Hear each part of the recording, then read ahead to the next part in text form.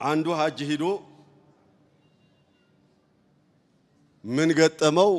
ታመመ ሆስፒታል ገባ ከገጠር ነው ሄዶ ሆስፒታሉ የውጭ ሆስፒታል እንደው ታማችሁ አትግቡና ለዚያራ እንኳን ገብታችሁ ያያችሁት እንደሆነ እንደው ማሸብረቁ አይጣል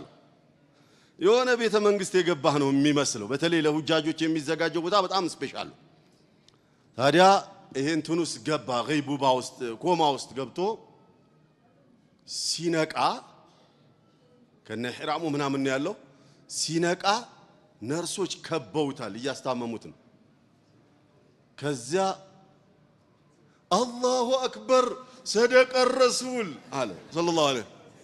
ምን መስሎት ወረል አይኔ ከበበው መስሎታል ጀነት ከዚያ ውጭ ላይ ያሉት ደግሞ ሲጮ ደነገጡና አሁንም ዶክተሮችም ነርሶችም ገቡ ሄይ ተራ በተራ